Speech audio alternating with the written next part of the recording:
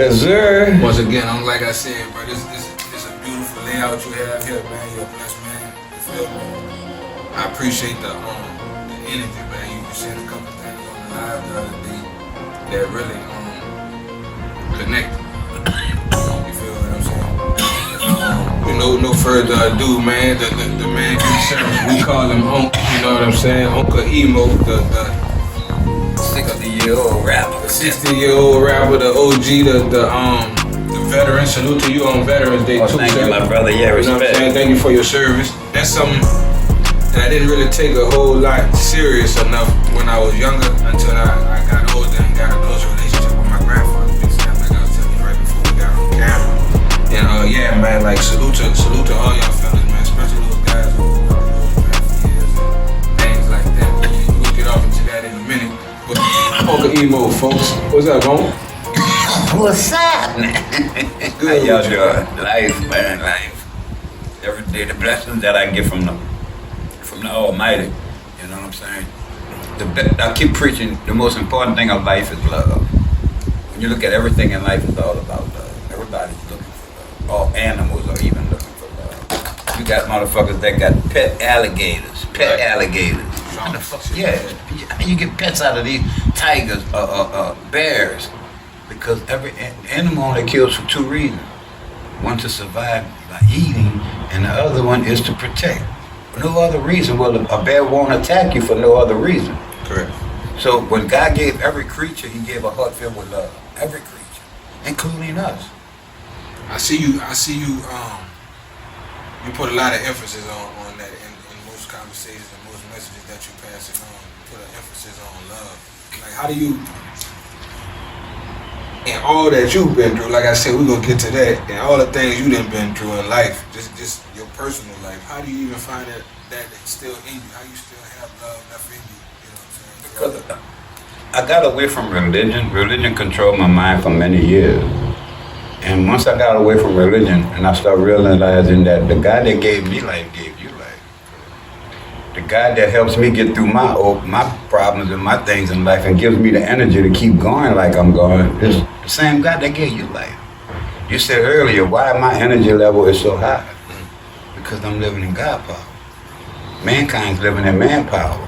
This is the medicine from God. This is I can't say this enough. This is the product that was given to us by the creator of the universe for medical purposes and to do everything we needed done. That house should have been made out of hemp. These clothes should have been made out of hemp. Well, it could be. Everything, these boxes should have been made out. You throw hemp on the ground, it dissolves back into the earth. Mankind, with his evil ways, destroyed the earth when he attacked God's main product. This comes from the creator. I didn't learn until I was out of high school. I was in college. I didn't learn it in college, but I learned it on some documentaries, just watching, just trying to find information on certain things. I didn't know that marijuana was prohibited before alcohol, before all illicit drugs. Marijuana was looked at as the drug first. What the deal was, you gotta remember something. Cannabis was gonna wipe out all those other entities. You wouldn't need alcohol, everybody would have been loaded. Right. You wouldn't need cotton, all the clothes would have been made out of hemp. You wouldn't have had to destroy all the forests because the lumber industry wouldn't have been fucked with because everything would have been made out of hemp. These people paid politicians to make cannabis illegal. The alcohol industry, the tobacco industry, the cotton industry, the pharmaceutical industry, the clothing, and all these entities paid these politicians big dollars to make us think this was the most poisonous. Until today, it's still a class 1 fucking drug. Yeah, in most places, yeah.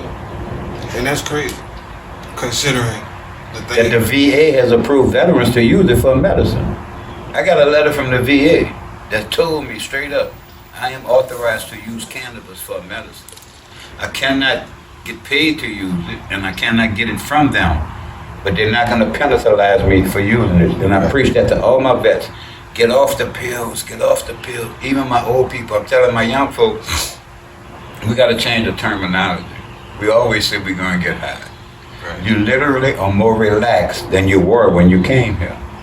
That is all you are. There's no colors changing, the sky ain't green, the house ain't moving. You are not high. Correct. You are not tripping. You are relaxed. When my people realize this, you're gonna have a better enjoyment out of this. Right. We still think we're gonna get loaded. We gotta know we're gonna get medicated. See, when I started looking at it in that sense, I mean, I was already smoking, so people just gonna say, you know, yeah, he just using it as a convenience, which is not true, because your mindset about something, that's a motherfucker. You feel what I'm saying? When I used to smoke to get high, that's what I was in my mind. In my mind, I'm high, I'm stuck, you know what I'm saying? Yeah, I'm so fucking high. You know, so now when I just focus on, you know, getting rid of my anxiety, or when I just focus on, you know what I'm saying, wanting to just come down from a long day and focus on these edits I'm about to do or whatever the case may be. That's, you know what I'm saying? It helps with your creativity. You know? It's such a great tool to work with your creativity. Snoop does everything. Shout out to my nephew, man. Shout out to Snoop. Yeah, y'all go check out his cereal too. You see, I got to promote with my nephew all the time. But look, you see this cat, how many things he do? I mean, he got, every time you see him, he's on the hustle. And he's sharp. He's sharp. Look, wait, this is the thing about this cat. He's always blessing people wherever he go. Every fucking way this dude go, he blessing folk. That word love. Exactly, dog. That's one word, love. Him and Willie Nelson. See Willie Nelson? Yeah. I can't wait to meet this dude. I hope I meet him before he passes or I pass. That would be an inspirational uplift to me. That'll be an epic conversation. The biggest thing in my life, though, is this here with these books. It's me finding my brothers that I lost in Vietnam. Let's speak on that. Yeah, and I'm gonna be honest with you, and I don't give a fuck about it. A lot of times when I talk this story, I end up crying, but it don't bother me. I look at crying as a release. I don't give a fuck. This is 50-something years I've been holding this shit in, and when I talk about it and I think about my 4 friends, it brings out that emotion. Okay. But I have no shame. Fuck a nigga who can't see me cry. Bitch, you cry. If I cry, you got a problem with that? Walk up in my motherfucking face and say something, nigga. Fuck. But what happened was, it was 1969. I had gotten in the Army in 68, December 68.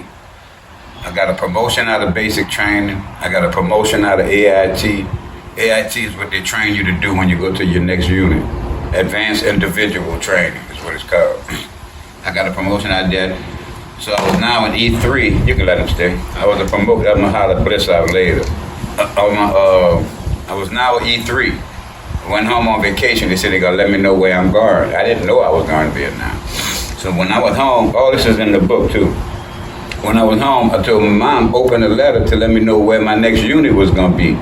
Cause I'm thinking somewhere joyful, you know what I'm saying? Right. When she opened the letter and she started reading, she just dropped the letter and then dropped to her knees. And I said, what the fuck? I go carry the letter and they said I had to go to Vietnam. I was 18 years old, only been in service 5 months. But I still had 2 promotions. I'm still an E3, all right? I'm still doing good in my military career. Get to Vietnam, there was an incident with a dude on the back of the truck coming from downtown, and we got sniper fired. And when the bullets hit the truck, it freaks you out, the sound of hitting that close to you. And this dude stood up. When he stood up, I tried to reach up and grab him to pull him back down before he gets shot. When I got up to grab him, the driver shifted gears, caused both of us to go off the back of the truck.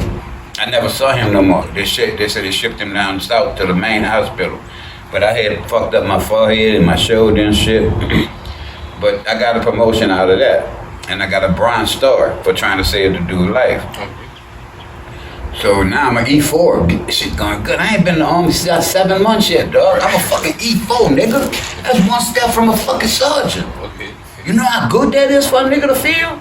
And my brother went in the Air. You can read, when you read the book, you'll see my brother went in the Air Force, which caused me to go in the Army. So we was competing. You know, who gonna do the best? Who gonna be the baddest motherfucker out west? You know, so I'm an E4, dog. Rivalry, dog, yeah, you know that. Yeah. So I'm an E4 in this motherfucker, which is 1 step from sergeant. I still got 2 more almost a year and 2.5 years left. Yeah. Right? Because I did 3 years. When I tell you this motherfucker, dog, we got in a fight with a mess sergeant. He tried to have a party after a private dinner thing with his friends after we had a party at the EM Club. When we get to the door, he pushed us back and said, no niggas allowed. Well, naturally, you know, that caused a fight to ensue. That's not the problem. The problem was, we took the food to the basketball coach, the police came, the MPs. They locked up 5 of us. They put us in connexes for 2 days, 2 or 3 days, I'm not positive. But they locked us up for a couple of days while they figured out what to do with us. They came in the dark of night and they shipped us each to 5 different places around Vietnam. So we never see each other again. Right. And we'll never cause a disturbance on their base no more. They didn't give us the Article 15. There's nowhere in my records showing that we had a fight. What's the Article 15? Article 15 is military punishment when you do something wrong. If you get in a fight or if you hit somebody or if you go AWOL, they give you Article 15. If it's a severe thing, then you get what's called a court-martial. All right, but you get one. That's military action. That's the only thing supposed to happen. All right, so Article 15, that's like misdemeanor. Yeah, you lose one strike. I lose a strike. I go back to E3. Let me turn this monitor towards it. Keep going, though. I would go back to E3. You know what I'm saying? Yeah. Which wouldn't have been the problem. I mean, I'm picking up ranks so fast. If I'd have lost a strike, I could have got it right back. That wasn't the problem. The problem was they didn't give us the Article 15. They didn't take no military justice. In the old days, my nigga, this is history. When the slave acted up on the plantation, these evil motherfucking slave owners would come in the dark of night, take that nigga to another plantation miles away to keep peace on their plantation. That's the same shit they did to us. 5 niggas serving America. 18 fucking years old now. We was children. What you was doing at 18, dog? You know what I'm saying? Look at an 18-year-old fucking child today. Can you see that motherfucker with that gun in his fucking arm with the pack on his back, digging through the fucking marsh of the swamp and surviving that shit? And coming out there with a little mere fucking scratch on his fucking head? Of course, he came out with more than the brain worse, the dope, because of the nightmares. How did that start? I remember you were saying that that's a part of your story, and I know you're an open book. You know you talk about it all. Where did that start, and how did that come about? When I got shipped to that other unit, I went to what's called 510 Engineers Company. And then we had to pull guard duty at the ammo dump. See, they was just trying to get rid of me at that other compound. I was not trying to go do nothing else but what I was over there doing. So where they sent me to now was an engineer company, okay? A bunch of engineers. Me is the only nigga in this whole compound that gotta go on guard duty in the ammo dump. The fuck I get this kind of fucking job? I don't answer nobody. Every day I gotta go drive to the ammo dump and pull guard duty. Catch the guard duty. If you fall asleep on guard duty, you know what that is, huh? What's the deal with that? They used to say that's a death penalty. They can kill you for that, nigga. They just need to go ahead on and knock your shit out and say you died in battle. They probably could, they probably would, especially if you was a nigga over in that motherfucker. But no, you couldn't fall asleep on guard duty because the penalty was so severe. They lock your ass up and throw away the key. You know what I'm saying? You want to see sunlight. That's a known law? Or that's the military law. That's military law. You can't fall asleep on gun duty because you letting everybody who else is around you down. Right. Motherfucker come to your hole, he could fuck everybody up. So it was a severe penalty. But anyway, I'm in pulling guard duty and we get hit one night. And these motherfuckers was like just shooting rounds, passing your head. But one of the dudes was on the forklift and he took too long getting off the forklift, he got hit. When he got hit, he was between my tower and another dude's tower.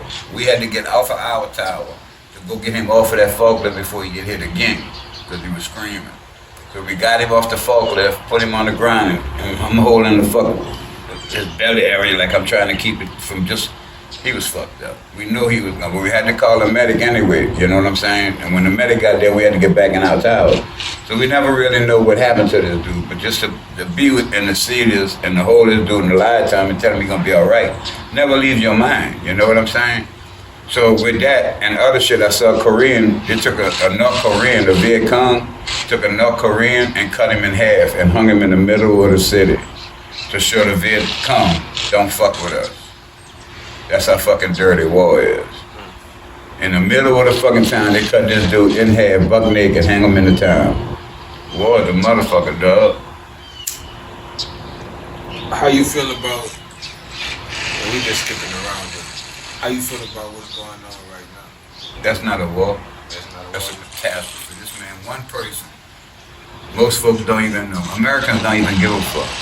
There's one person doing this. The dude named is Netanyahu, the leader of Israel. I don't know if I'm saying his name right or wrong or whatever. I have no respect for this bitch. But he's causing all this devastation. He's the one that they're killing all these people what he's using as an excuse is 9/11. He's using 9/11 as an excuse for him to slaughter millions of people. Relate that. He's saying when his people got hit, Israel got hit with bombs from Hamas, all right? When they got hit with bombs, they retaliated on Gaza. That's where they say Hamas is. Well, they say Hamas is living under the people of Gaza. So in other words, I gotta kill the people of Gaza to get to the Hamas who live under you. Right. So they're saying Hamas is using the people for shields. Right. So the dude Ben Yahoo saying, well, if that's the case, I gotta kill your fucking people to get to you. So he blowing that whole the whole area up, dog. He killing people like children, babies. In America, but this is where the problem is. America is backing that. America is sending billions of dollars to Israel. They're sending weapons to Israel. They're saying whatever Israel need, we got you. So now what happens now? If these people decide that they can't take this no more and they're tired seeing their people getting slaughtered, because that's what's happening right now. The Palestinians don't have the weaponry to shoot back at Israel like Israel has to shoot at the Palestinians. They got a thing in Israel called an Iron Dome. Yeah, the Iron Dome. And you know who pays for that? America. America. The Bible, dog. Let's get into some heavier shit now since we talking. Run it, huh? That's what we here for. That's what we doing. The Bible, dog. The greatest book of all time. The biggest controller in the world. You got our people coming every Sunday to give you their hard-earned money. And every week you take that money out the neighborhood. And then we wonder why all the neighborhoods are going down. Why is all the neighborhoods going down? Because all the fucking money being drained out the neighborhood. You being taxed to death. The church is sucking you up. They tell you about Jesus is God. God is God. Stop with the bullshit. Y'all playing bullshit with God. God gave you life. God lives in you. And when you realize this, you realize you are of a God. I don't have to be like regular people, nigga. I'm not like regular people. Right. I am of a God, and I know this. Other niggas don't know this. Right. They talk that godly shit. Dog, it's so fucking plastic, dog. All these artists and shit. I ain't calling none of them by name because they go get their own fame. Right. But they all use Jesus. First thing is, in Jesus' name, I got what I did. In Jesus' name, I blessed me with all these. Motherfucker, shut your goddamn mouth. You got up every fucking morning, went and make it happen. God gave you life. Right. All right, that's your blessing, right fucking there. God gave you an existence. To do what you please with it. Whatever you want with it. Piss it in the wind. You ain't got to do a fucking thing. Be a wino if you want. It's up to you. Correct. Everything you want is right here. Go do what you want. Stop asking God for shit. God got shit to do. God ain't got time to be fucking with you. I'm serious. He gave you the greatest gift of all. The audacity of me to sit here and say, oh God, please, I need a new car. God, I need this house. God, I need that. Man, fuck that. I'm not disrespecting my father. My father gave me the greatest gift of all. The audacity of me to, oh Father, please, I need this. Oh God, please help me get you. God, help me get you.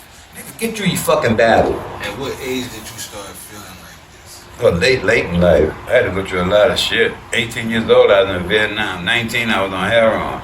I had to fight 10 years to get my discharge upgraded. When I got my discharge upgraded, I had attempted suicide because I got into it with a post office supervisor. And I was on them pills the VA gave me. So I almost killed myself. Got on the roof of my house with a gun. Had the police come, made the headlines of the paper in '83. So I kept fighting. Another 2004, I finally got my disability from the VA. So that's it. 1983, all the way to 2004. I was fighting to get my military benefits, nigga.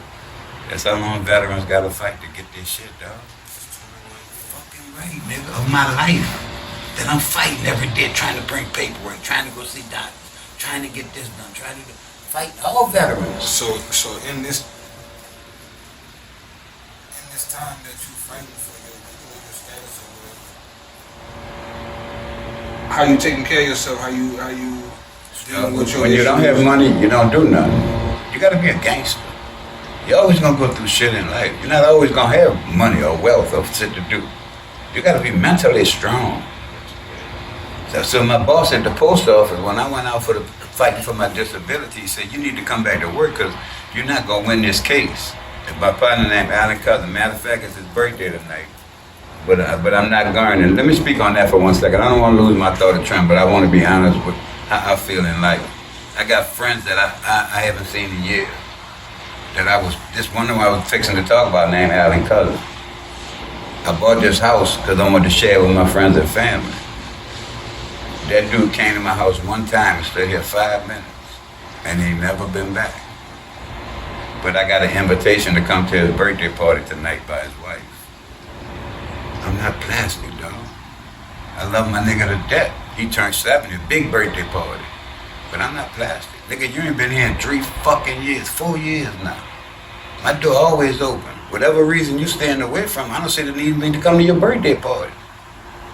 You know, we used to play cards. We used to get together on a fucking weekend. So when they see my video or my interview, they'll know I don't have no hate. But I'm not plastic, dog. If you're not coming here and I ain't coming by you and we ain't sharing love, the fucking sense of me to come there for one night. For a celebration. Exactly. I mean, that puts it all together right there. People come together for a photo op, or they come together for the look of something. You know what I'm saying? But ain't no real authenticity. There's no real love, dog. Like, they have people who be reaching out and like, man, come do this, come to this, come to that. Like, yeah, I always want you to come to their shit. Exactly. Yeah, They'll never come to your shit. Yeah. So, but I'm like I said, I'm not plastic. I'm not gonna play the games. I love them all to death. I shout out to all of them. You know what I'm saying? My other partner Rooster and them, same thing. I mean, we used to play cards every fucking weekend, shoot dice, whatever, shoot pool, anything. But we was spending time sharing love.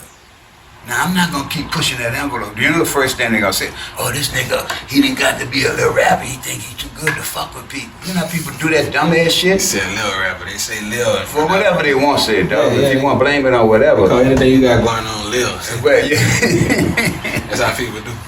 Your little business. I need to pay a day for them right quick. They be the one that be hating. Who the fuck is they?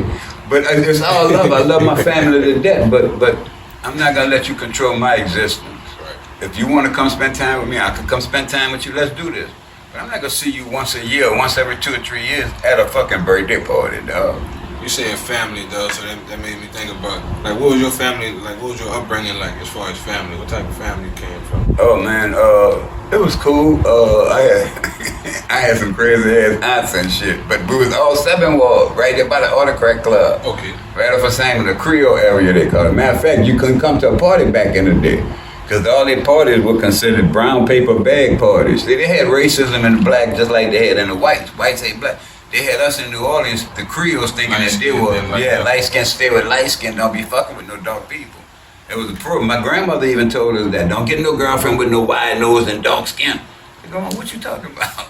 Serious, they were serious about that shit, dog. They had racists from when they came from the 40s and the 30s, right, thinking that they were of a different breed. Nigga, you a fucking nigga. What the fuck is you talking about? Right. So we had to get, the way we got past it, because when we came up in the 60s, we ended up going out of town and moving and shit and learning that, man, what the fuck, this ain't about that. But a lot of Creoles started hanging out in the Ninth Ward and shit back in the late 50s and shit. So you start seeing them bringing dark-skinned friends around. You know what I'm saying? They start breaking the color barrier. But New Orleans was real racist. That whole 7 Ward area. Story from the older people in my family. Yeah, that whole 7 Ward. And you still got some of them today. They want, yeah, I'm Creole. What the fuck is you talking about, nigga?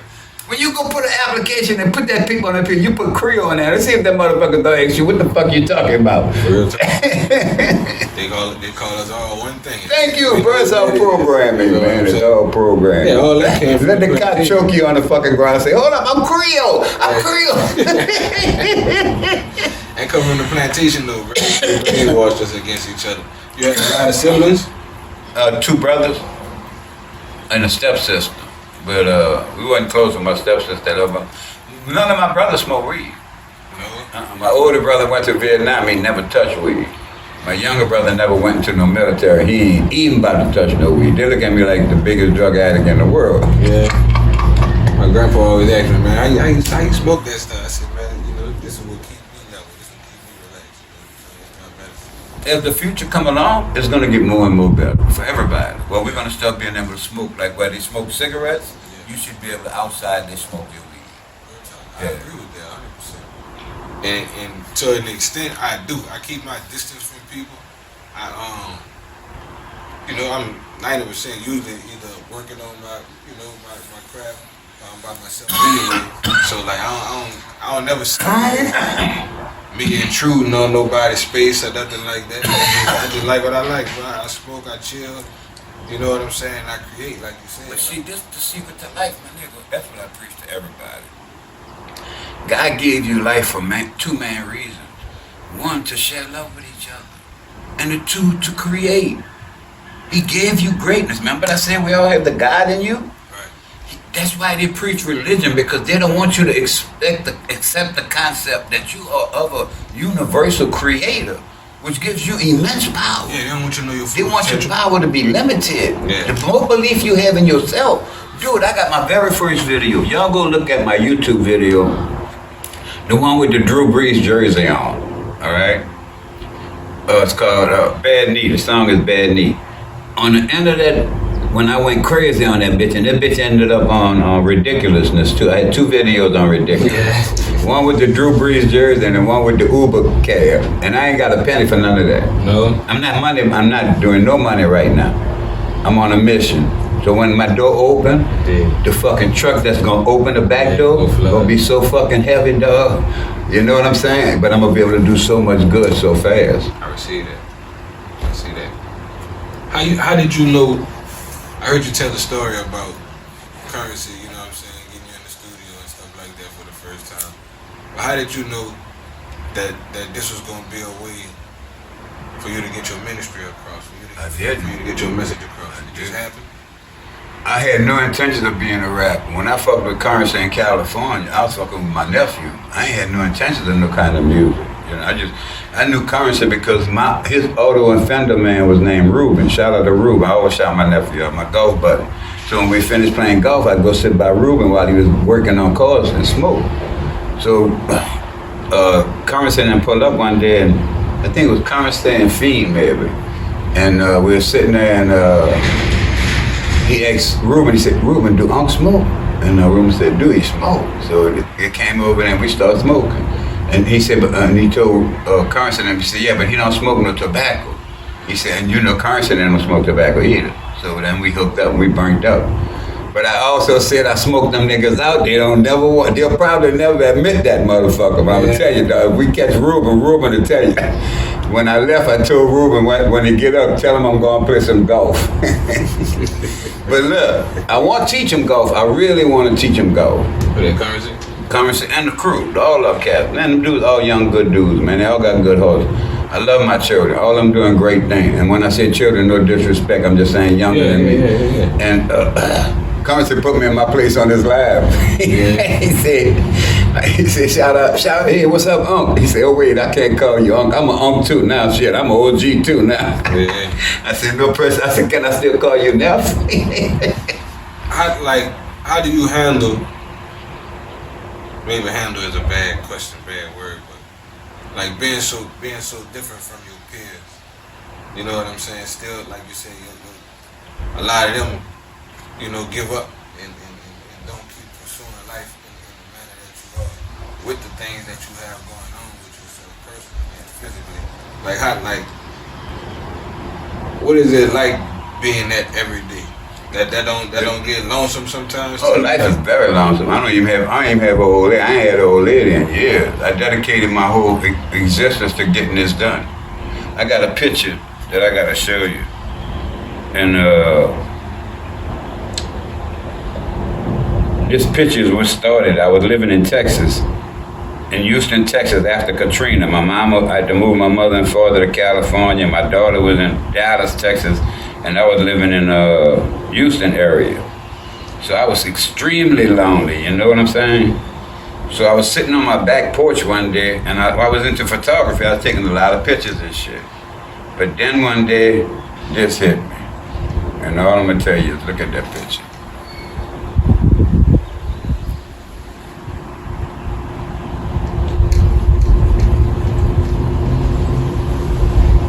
Remember y'all book, they call the Bible, the book of the magic book, say you're gonna see God in the sky one day. You don't see the eye, the nose, the chin. Look like a bebop cap. Yeah, that's God, man. I ain't had no pussy since that day I took that fucking picture, man. Well, a couple of days before that. I dedicate my whole life to finding my four brothers. You know what I'm saying? So God just gave me the platform to make it work that way. I was blessed with Snoop, to know Snoop as my nephew, as my family. He said, how did that relationship come together? Effort, you gotta put out effort. It cost me a few ducats, but I believe in myself. So I flew to California, got tickets for the BET Awards, which cost me $1,000 in itself. I had to go get my outfits for the event and shit, get pimped up. And I went to the BET Awards, and when they had the celebrity basketball game, that's when I first got to meet my nephew. I had a pimp cane I brought with me that I had made for him. So I called Percy over there. I said, Percy, tell Snoop I got something for him. Percy said, he went and talked to Snoop, he came back, he said, Snoop said, stay by the rail, he come and holler at us. What happened with that though, when he said that, if you look at the video, all the people had heard Percy when he said that, so naturally what they did, they stopped sitting down, nigga, they all by the rail and now everybody by the rail. So when Snoop came out, I was 60-something years old, what it was, 64, something like 63. When Snoop came to the rail, I grabbed my phone, I did like that. He said, Unc, what you doing? I said, I'm about to take a picture. He said, man, give me that motherfucking phone. He took the phone, he said, this is my uncle, the coolest nigga from the LBC. And this cat been showing me love ever since, man. And the crazy part is I haven't seen him since 2016. Last time I saw Snoop, I was on his Thanksgiving dish. No, it was after that. I won his concert, a couple of concerts. But I mean, I had to come back to New Orleans because I got sick. In 2016, I got that hepatitis C knocked me to my ass. Yeah. And that's what I tell people, life is gonna always be up and down, man. Sometimes y'all see me, I'm moving so fucking good, but I be in pain, dog. I be in pain, but I smoke my pain. You know what I'm saying? I understand pain is just a physical emotion in your brain. You know, you can always suffer something. So I just deal with it. But when I get on that stage and I know I gotta perform, I gotta give it everything I got because of all the people that I'm fighting for. I want veterans to get paid for being in Vietnam. My nigga, they call it the Vietnam War everywhere right now. Celebration of the Vietnam War. They paid us 38 cents a day to serve in Vietnam because it was never declared a war. It was always called the Vietnam conflict. So now I'm gangster. Wait, hold on. Yeah, all right, that's right. 38 cents a day to serve in Vietnam. You got niggas got killed for pennies on a day. Pennies. That's like some jail. That's like what they pay you in jail. Worse than jail, nigga. You get more than that in jail today, fuck. But nigga, guess what? Y'all knew this at the time? No, I didn't find out till I wrote my book. When I started writing this book and I did research on my record, I got it in my wallet upstairs. It shows where I made $108 for the whole year I served in Vietnam. When you divide that $108, they come out to like 38 cents a day. You got 365 days in the year times 38 cents. I mean, you don't really see the money side of it because I was 18 years old. Right. You know what I'm saying? But they never called it a war. That's why they always called it the Vietnam conflict. My thing is this, nigga, you fucking with a gangster. I'm gonna be straight honest with you. You fucking with me, you fucking with a real gangster. I'm not bullshit with you. I'm a fighter. I fought my whole motherfucking life. I fought to get my discharge upgraded. I fought to get the fuck out of Vietnam. I fought my whole fucking life. I fought to get off of heroin. I fought the post office to get my fucking benefits. I've been fighting my whole fucking life. And I'm gonna keep fighting because I gotta fight for these folk cats. So I ain't got nothing but fight in me. You ask me where I get my energy from. Evidently the ones who's quitting, they don't have enough to fight for. Right. The battle ain't big enough to them. My battle is so fucking big, I ain't never stopped. Can't quit. I wanted to happen before I died. If I could catch one of them dudes, if they help me get to one of my brothers, that would be the greatest day of my life. How can people really assist in that? Like share the messages. I gotta keep getting interviews. The media won't fuck with me. No news channel, no. I've been doing this 12 years, man. It makes you want to go off. You know what I'm saying? Bitch, I'm a gangster. Sometimes I sit in that room, I say, man, I can go fuck one of these bitches up. Can't take nothing from motherfucking give you an interview. Fuck. I got music up the ass, nigga. I know my music got people know it. They like the anger that you hold inside you is so hard, dog. But you can't do that. You can't go off. You gotta stay focused. When I did the attempted suicide, I got on the roof of my house in '83, fighting. And I won. The paper picked it up as an attempted suicide. So I had to deal with the fact that working in the post office and hearing all those insults every day at work. Hey, look at the dude, the crazy man, fiddling on the roof, all kind of stupid shit. Until one day I got to the point I didn't want to hear it no more, and I counted 2 brothers working downtown. They were big twins. And I got in them niggas' face, and I had to put it where it was. I said, bitch, let me tell you one motherfucking about you niggas. Fuck with me again, nigga. One more motherfucking time, and we got a war in this bitch. You understand me? Now shut your fucking mouth, get out my face, and I don't want to hear it no more. See, after that, I had no problem with nobody in the post. Everybody was cool. Man, every fucking body. Leave that nigga alone, you heard me? I wasn't bullshitting, I'd have fucked them 2 niggas up, my nigga. How hard was that, knowing your own truth and having to, deal with those things and still fighting for, You eat it up. And then, like you said, that's what I worry about all my veteran brothers. Man, cry, nigga. Get your cry, break down and cry. Let some of that pressure off your fucking eye. Wash your eyeballs out. Right. Wash your fucking eyeballs. Your eyes be too dry. You always feel like you got dry eyes. Yeah. Cry that shit out, my nigga. I got some more years to go. I'm a whole bunch more crying. I sit up there at night sometimes thinking about my 4 brothers cry for hours, nigga. I'm gonna find these 4 dudes by God power, dog. The only reason my music do so good is because of what mission I'm on. You know what I'm saying? So I know after I do my music with a couple of more artists and I get that big interview and shit, how stupid it's gonna get. The way I'm gonna have to be everywhere. Name a few artists that you done music with. I ain't, that's the problem. You ain't done music with nobody? I only did 1 collaboration, with 2 collaborations. The one with, I don't smoke no switches, I don't smoke no woods, I Yeah, smoke we rough. just listened to that one, yeah. That was a kid out of California sent me the hook and the beat. And I got on that with him. And the other one is The Best Friend with Busy B and D. Carlo. Okay. Yeah, and other than that, I ain't did nothing, dog. I ain't got no money. I'm not making money in this project, and everything I invest in this is out of my own pocket. Yeah. So we're gonna link you with a few artists that we're gonna put it together, you know what I'm saying? But I'm very spiritual. I know all things in God's time, and I'm very selective. You know what I'm saying? Only because I don't want to lose track of where I'm at. You see how artists attack each other for what they do? I don't get into all that shit. I'm not even out here mentioning nothing about no guns.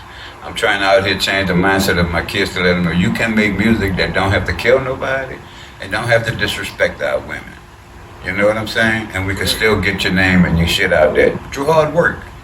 You see me, I've been on top of cars dancing in Atlanta, dancing in the French Quarter, all on top of cars. Niggas say, only reason you get it like that cause you old, they respect you cause you're no bitch. I get it like that cause I fucking hump like that, nigga, fuck. Get up and get an effort and actually entertain. You hear me? I mean, a lot of that is, and I was guilty of this because this what took me so long to actually start, doing what I'm doing as far as the podcast and the media thing. It's like, we be stuck in that what we too cool for type shit. And when you really look back on that and think about that, that's some immature shit. Like that's a real. Well, it depends on some shit. Now, some shit you gotta stand your ground on. And I'm gonna be honest with you, society is gonna come after you. I would never do movies in Hollywood, cause they definitely would change the script. Right. And I'm not gonna play nobody's sweet dude, or I ain't getting in the movie with the sweet dude in the movie. I'm not gonna perpetrate to my kids that homosexual is normal and cool and we should be taken apart now. I don't portray that route. So when they try to get me to do with an artist that's in that platform, I can't do that. You know what I'm saying? Because I want my young men to spread the seed that God gave them. Right now, the black race is under attack at a phenomenal rate. Yeah. And if we keep losing the seeds, I just got a message from somebody on Instagram today. They're sending me some seeds, helping veterans. No seeds, no babies. Right. No babies, no race, dog. They're wiping us out any way they can. We killing each other. And we killing each other to help them. Over all what? Over materialistic bullshit. Okay, you came home from Vietnam, right? And that was a serious little era, you know what I'm saying, as far as the streets was concerned. Just life in general because of what was going on, right? Was it more violent then or not? Oh, fuck. And here in America? Yeah. Fuck no, man. If a nigga got stabbed to death more than anything, there wasn't no whole lot of guns in America, man. There wasn't no fucking people packing pistols back then like now. Nowhere near. I mean, you just, I'm asking you because you was in that time. Nowhere near, my nigga. Look, I had a best friend back in the, 67, something like that. But before I went to college, I had to be 67. Named Randy Moret. He got stabbed to death. Well, he really got slit with a razor blade. And when he was running, he didn't realize how bad he was cut, and he bled out. Yeah. But that was the main type killings back then. A chick stabbed her husband down the street from us, stabbed him to death. But there wasn't a lot of gunplay. The gunplay didn't come until crack really. And when crack came, they really put more guns on the street. They left a train. They ain't gonna never tell y'all the truth. They left a train back there in the 9th ward filled with weapons. I heard they was doing that in a lot of major cities. Man, a bunch of fucking places, dog. Yeah. Look, if the gang stop fighting, the feds gonna make a way to start that fight back up by bumping one of their dudes off and making it look like they bumped that. These people evil, man. This country is evil. You spray poison on your own fucking people when they was in Vietnam, but then you don't want to compensate the people that you poison. How fucking evil can you be? What's our way around some of this shit? Spirituality, you gotta realize this life is temporary. All the white folks want is heaven or earth. They really don't believe in the next life. There's an existence after this, and they got our people believing that we're not supposed to love each other. And the bottom line of life, like I keep telling y'all, all I do, all this, man, I get love everywhere I go. I don't have no hate because I don't put out hate. I don't get into these conflicts with people. That's their business. You gotta remember something. Everybody got the right to do whatever the fuck they want. You even can say what you want about me. I really don't give a fuck. That's your right. I'm not gonna entertain. Well, I don't need more of this and I don't need more of that. Okay, that's cool. That's on you. I don't give a fuck. You really gotta live with that on your own. I really don't give a fuck. A week late on my rent. A month late on my truck. They don't want to see me win. What? I don't give a fuck. Play us some music. Give a fuck. Play us a track, man. We vibing with Uncle Emo, man. He gave us the opportunity, bro, to come to his spot, kick it with him, bro. It couldn't have been a better day. It's nice out here on this water. Uncle just showed me a little video of I don't know. What'd you say that was a drum? Black drum. Man. Yeah, the drum big as a damn kayak. This nice dude, though, like for real. Look. Peaceful shit. This is a song I made because you gotta remember I got in the game at 60. So all my friends was like, what the fucking logical answer is, man, ain't nobody want to hear no 60-year-old motherfucker. Right. Matter of fact, my boy Ricky Jackson, I used to play golf with him. He was a big time Saints player back in the day. Yeah, football player. And he always tell me, I said, bro, why don't you drop a couple of dollars on me, invest in me, and then we make this money. He said, man, I love you to death, bro. But ain't nobody want to fuck with no old ass fucking rapper, bro. So I said, I had to make a song for them, you heard me? Worked at Paris Track Sales, we used to service some one time. Yeah. This is called Dave. For all you hating motherfuckers. Yeah, motherfuckers too. That's where I was blessed at. All these beats, I ain't paid nothing for none of these beats. I taught my nephew how to play golf. His name was Prime on the track. Yeah, I paid. And guess what? The nigga hell of a golfer right now. You really been through that energy that drew me to every time I see you burning up. Not only is it the life that we are in love, you ain't scared to share. You ain't scared to say, hey, I was fucked up at this time. Right. Hey, I did that. Everybody else always had it together. Right. Yeah. No. Every job they had with the greatest. Right. You know how they talk down. Yeah. And that's where the disconnect comes in. Right. I didn't find myself doing that, because I'm young. I got a son, you know what I'm saying? He just became a man. that's you right there. You know what I'm saying? Salute the fight 2 times. Put you on some of his music. But solid young man. You feel what I'm saying? And some of the mistakes I was making was I had stopped. This situation is going to get so intense to where all you remember is your teacher, your true know. Right. Forgetting that you really trained this one up the right way. Exactly. He actually showing now he know what he wants. He know what was his path. At least what he think it is. Right. Which they gotta find. And I just gotta support it. You feel what I'm saying? But if we not that's willing, the part. You there too supportive. Right. The rest of them ain't got no support system. Yeah. And that's where we fucked up at. That's why I keep shouting this nigga out, man. This nigga show so much love. You know how many kids this nigga done saved from going wrong? Yeah, for football. Man, for them through that fucking league and then through music. This nigga got music with everybody. Dog, it wouldn't have been nothing for me to ask Snoop to do a song with me, dog. Man, Snoop might be. Now a lot of people might disagree with me or just might start an argument. But Snoop probably on a global scale, the most recognizable rapper. Oh, dog, by far. You feel what I'm saying? He an icon, bro. A lot of people stuck on what it is they see. This nigga got a weed connection everywhere in the world. Yeah, I saw him talking everywhere in the fucking world. So he found some weed in Iceland. Iceland, nigga. No, Mike Epps. Mike Epps needs weed. Shout out to that little ignorant motherfucker too. Yeah. Stop calling me, nigga. Look, if you call me, that's work. You put a fucking call and we talk one time. I got a Mike Epps story, but it's that's a good nigga though, bro. Good people, super solid dude. Very good-hearted dude. You know what I'm saying? He called me, fucking me up on Sunday morning. Yo, what's happening with you? I said, yeah. Who is it? He said, Mike Epps. I said, yeah, right. So we talked to them more, and you know Mike what? I said, yeah. I said, man, hold on, wait a second. You can't do me this. My daughter ain't gonna believe this shit, all right? Straight up, all right? He said, well, look, hold on, I'm gonna call you. I'm gonna FaceTime. So the nigga FaceTime me. Yeah, so I go in the room and tell my daughter and them, and they start seeing, say, oh, no, it is, Mike. So before I left out the room, I told my son, I said, man, that's AI. That ain't the real nigga. I don't know, but that might have been a fucking AI. I ain't sure yet. How has that been, bro, connecting with... And I know it's been easy for you to connect with people because of the organic energy that you put out. God always put you in the right, the universe will work for you like that when you put that type of energy out. Well, how does that feel to be, because that makes you a connection for your sons, like you call them, or your nephews, or, just people that you want to do business with, right?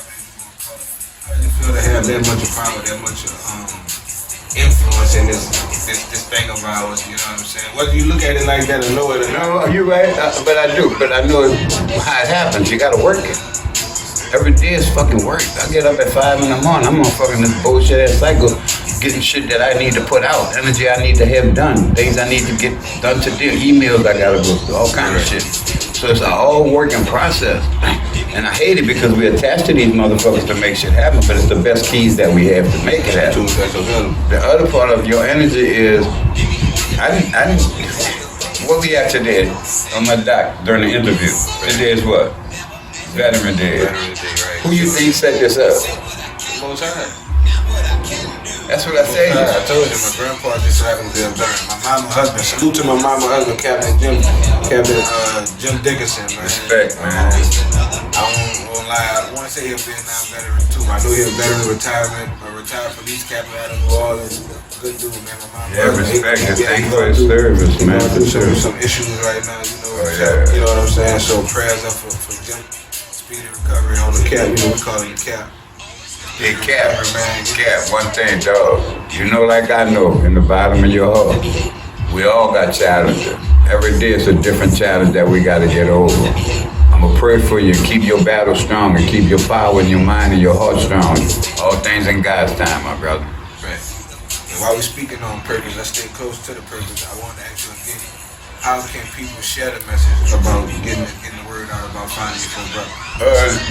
If they share some of my message, and I always tell people, tag folks when I put the lives out, because I don't know, I'm thinking they're way too old for social media. I'm trying to reach one of their kids or one of their grandkids. Maybe we'll get some flyers put together, come up with a hashtag. But I'm thinking the best area, but I'm gonna go ahead. What I did was, and shout out to God about God Power again. I'm trying to get me a loan on my house. So now I can invest some more money into my thing, and I can go travel the East Coast because this is where I think most of those guys were from. The East Coast area, Philly, New Jersey, New York, that kind of thing. Chicago. So I want to go up there and try to get interviews. You know what I'm saying? Everything in Katrina. I don't even know their names. I was 18 years old. Right. What you do remember, like your platoon and stuff like I know the second company they sent me to. Okay. The first one is just First Logistics. That's all I could find out, First Logistics, out of Quang Nhân, Vietnam. It's got to be ways that we can, Yeah, but if I go to the East Coast, you know what I'm going to do? They got VFW, Veterans of Foreign Wars, all over the United States. I'm going wherever they got a big VFW meeting, I'm going over there and bring my book. I'm going over there and talk about the book. I'm going over there and talk about the story.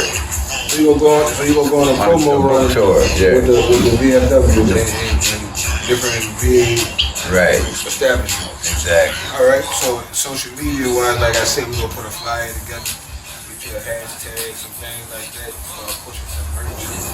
Is this the same as the book? You know what I'm saying? That way you catching every generation.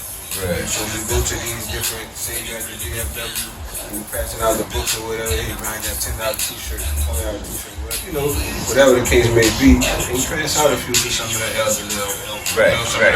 You know what I'm saying? So when people see it, hey man, what that's about? Oh, this guy, down in New Orleans, you trying to find his brothers, so on and so forth. I know you working it. I'm just trying to figure out how we can work with you. You know what I'm saying? How we can, you know what I'm saying? Really put it together. As a matter of fact, my song might start off. I'm trying to work on my next song. So when I was 18 years old when I was sent to the war. I never dreamed Vietnam was so far. It's where I lost my mind trying to serve my time. The nightmares of the war last a whole lifetime. So then I was gonna go into the story of what happened. You know what I'm saying? How but just make it into a song. Outside of the obvious having to deal with seeing death, what was the second hardest challenge? Okay. Some night being in the fucking woods with them, what you call it, nibbling on you. You got what's called, what they call bleaching. Yeah, you be in the fucking rain and sometimes the fucking leeches get on you and you couldn't burn them all because you couldn't light nothing. And the only way you get a leech to get off is with heat. Right. The heat make him release his claws. So you had to wait till they motherfucker sucked that blood out you and got tired and left. Or you got somewhere where you could light that motherfucking light and burn his ass. And a lot of times in the swamp, them lighters would get fucked up. You couldn't even burn them bitches. So basically the conditions probably was the worst thing. And it rained all the fucking time. All the fucking time. It was called monsoon. When it started like, I want to say December, something like that, and lasts all the way till April. It's like a season it is? Dog, that motherfucker don't stop raining. And then when it ends, it cut off like a fucking switch. No more rain. It was crazy, dog. It was crazy. And the fucking mosquitoes and the motherfuckers of that shit, them bitches didn't fucking play, nigga. Them motherfuckers was serious. Mosquitoes was like hummingbirds, Man, you see, you here to talk about that. Like, we laughing about it or whatever. That's because we're doing the clouds right now. But surviving that and being able to speak about it, you know what I'm saying, the intelligent way, and still have enough fight in you to try to right the situation. You got two choices in life. One, you can either watch an injustice and kind of be an part of it, or you either can try as hard as you can to fight the injustice. I noticed an injustice that they paid us pennies a day to fight in that war. And the audacity of you to declare it a war now to glorify yourself, because that's all you're doing when you call it the Vietnam War. You're not glorifying us because we don't get nothing out of you saying that. But now since you want to say it, we're going to hold you accountable, bitch. You called it a war. That means you owe us combat pay. Vietnam lasted like 20 years. Shit, man. For 55 65 to like 75. I've been dealing with this shit for 54 fucking years. You know what I'm saying? The war itself, how long did it actually last? Oh shit. Combat part of it. Well, Vietnam has always been in war. It was in war with the Koreans, the Chinese, so everybody was trying to get their shit. You hear me? So they got chopped up Vietnamese language because they spoke Korean too. When you say that shit, what everybody was trying to get from The oil. Everything was oil. dope. Nah, the dope was good as a motherfucker. That was, A lot of that dope was coming here. yeah, but a lot of dope come from Afghanistan and Iraq area, the coke and shit like that. Yeah, the cocoa leaves grow better over there. But no, not that Vietnam didn't have some. That's crazy. So all those years ago, it was a 20-year conflict. But like you said, now that we live in a real mind today. I think America got into it in the 50s. Like, first troops to go over there was like early 60s.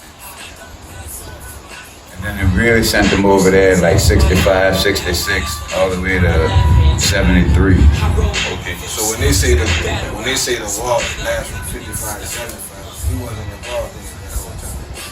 You could see that, but I mean, I don't think by 75, I think they was well out of Vietnam. Like 73 is when I think they start withdrawing. If I ain't mistaken, I thought it was like 73, but they extend shit. All that, the whole fucking war, there's so many lies involved in all this shit. Just like right now in the media, all the shit you see on the media, so many fucking lies in these motherfuckers. And now they want to show you all these, this would tickle me about you was asking about that war, what they call a war. And I always say this, a war is with two countries that have equal power battling each other. Right. These are not two countries battling each other. This is just Israel. Offensive. Bombing, just Israel, just bombing Palestine. This is an offensive by Israel. Ain't shit coming back. Right. But the ironic part of this to me is this. We're gonna pause for a minute so we can send you humanitarian supplies. Once you get them supplies, we're gonna start bombing your fucking Wait, what the fuck? Hold on. So, they want to cease fire long enough. when they go in there, they kill innocent people. When they cease fire, it comes basically scoop all them up, get them out the way, give y'all something to eat, some water and stuff, and they go back to kill. What kind of It ain't funny, dog. It ain't funny, It's dog. crazy, though. Like, It's fucking. That's some sick shit. It's pitiful. It's pitiful. And what's bad is that we Americans, we don't do nothing. Even myself included. We talk about it, but we don't do nothing. I should be out. We do though. We should be out That's a there. serious question though. Like, I should be out there protesting too. Every time you see these Palestinian people in the United States protest, I should be out there holding Palestinian flag. Just for the fact that this is a slaughter. This is literally a slaughter. These people throwing rocks while motherfuckers shooting at them with machine guns. Right. This is rich, powerful, supreme white folks want all this shit there. Palestinians always did that too. They throw rocks at helicopters. Ain't got no guns. They ain't got the artillery that these people got. You got kids that this dog, it's fucked up. But the bad part is, like I said, we don't stand for nothing. Not even myself included. And looking at it, I got a selfish goal of trying to find my friends, but I should have a bigger goal of standing for peace. Don't you think it's easy to say that we don't do anything, but we have Problems of our own. like we got so much shit that we got to fight on our way out the bed in the morning to where it's like, I don't want to sound. No, you're right. You're absolutely right. You're absolutely right. Come on, man. I'm a black man in America. I got a lot of shit I'm dealing with. You know what I'm saying? You're absolutely right. What's your first memory coming home from Vietnam?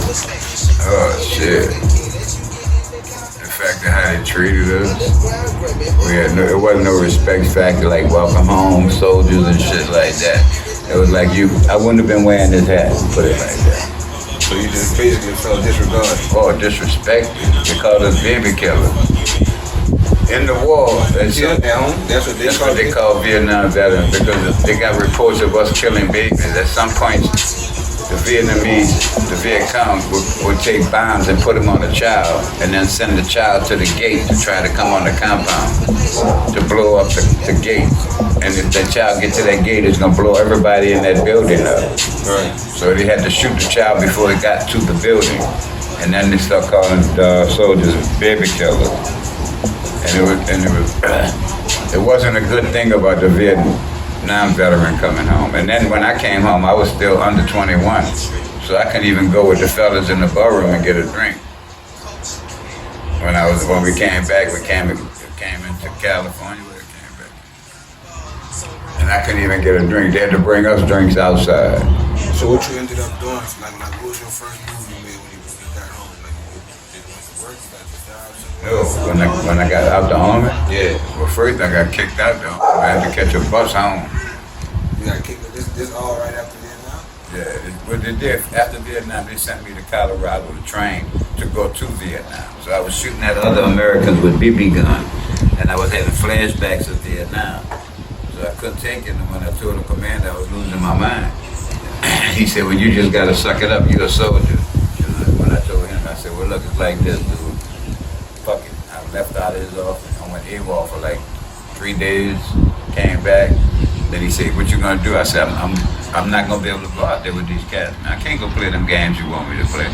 So he gave me a bad discharge, gave me undesirable discharge. It took me 10 years to get that discharge upgraded to honorable. And I couldn't get no decent work there. As soon as I got the upgrade, I got hired by the post office, which I've been wanting a job with the post office because that had benefits and I wanted to have a family. So you think your status had something to do with you not being able to find the type of work you were looking for? Well, no, with the bad discharge, you couldn't get employed by no government agency. Yeah. But like you said, that's like felony type shit. Right. You couldn't even, till you get your discharge straight, you couldn't even really do a lot of I think you couldn't even buy a house back then, if I wasn't mistaken, till you got your So you had a dishonorable discharge, you couldn't... undesirable, not dishonorable. Undesirable, Yeah. that's Right above dishonorable. Okay, all right.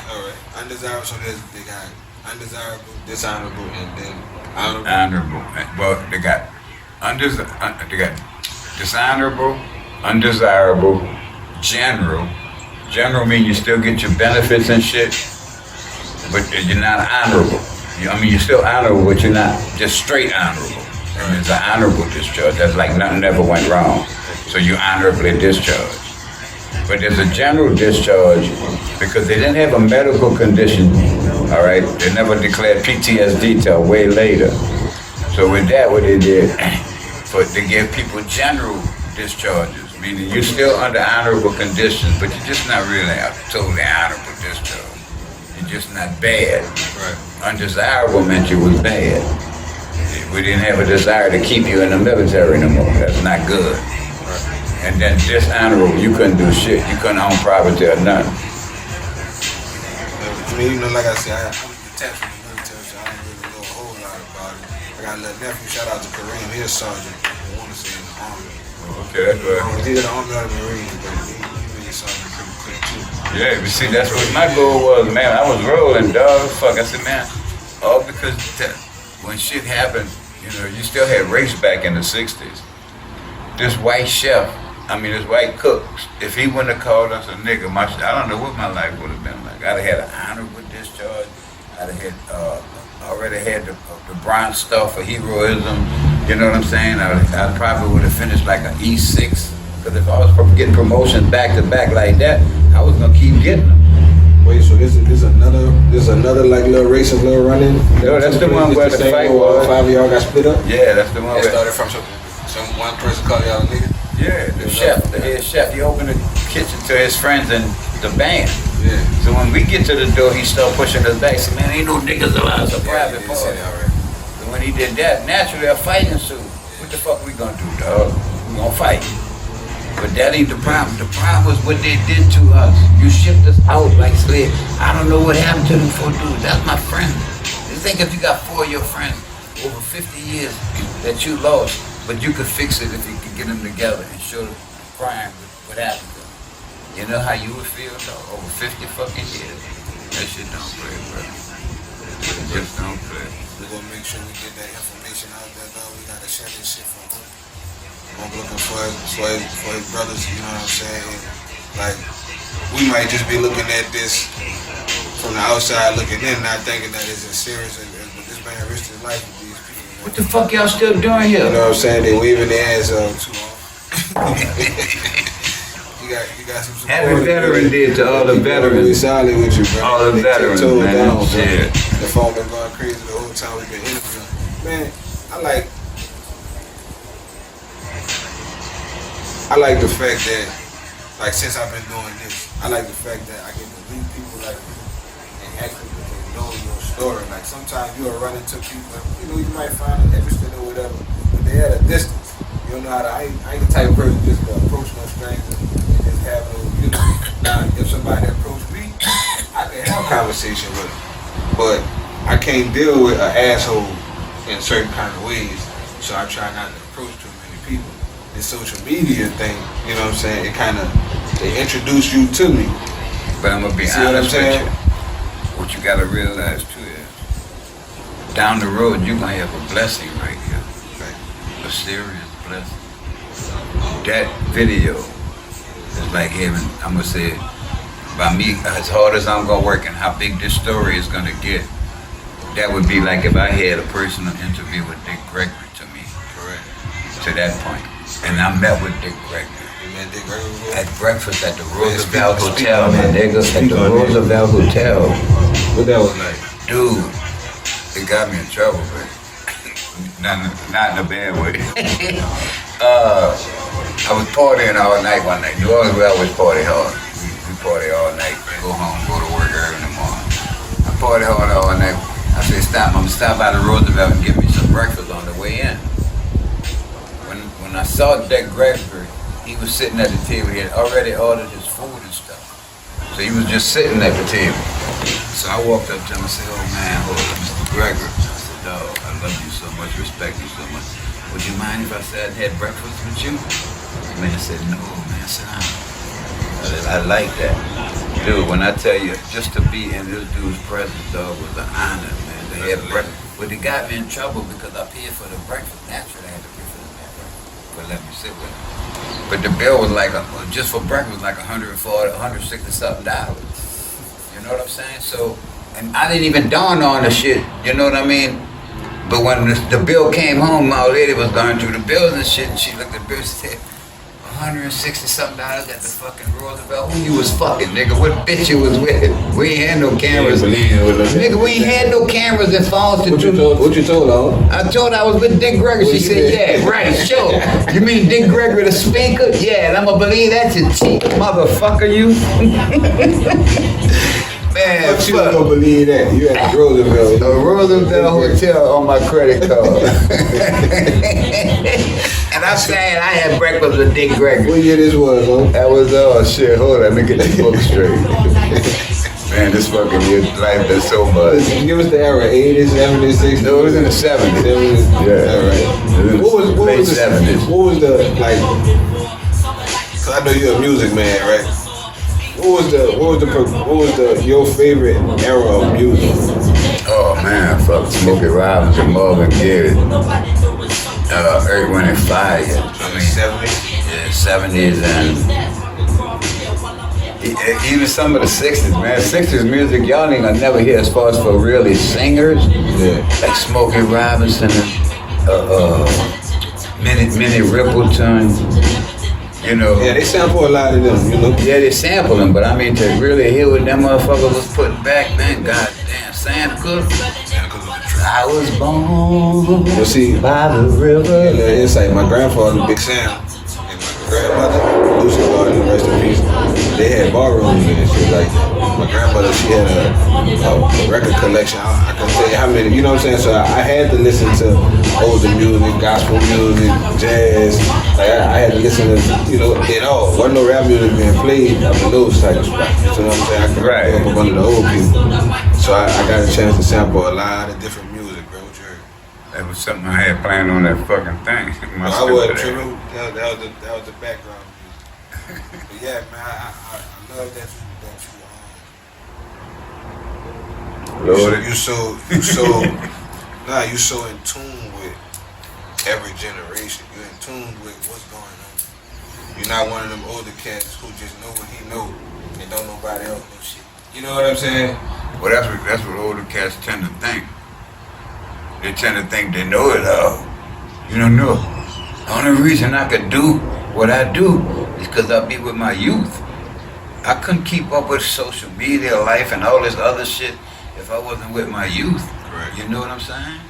Man, and the kids, the wisdom that these kids are coming around with, when you sit down and talk with these kids, it's fucking phenomenal. Shit that they know that I could never dream of. It's the information. They information babies, man. Like, the reason why I think they so equipped is because of these devices.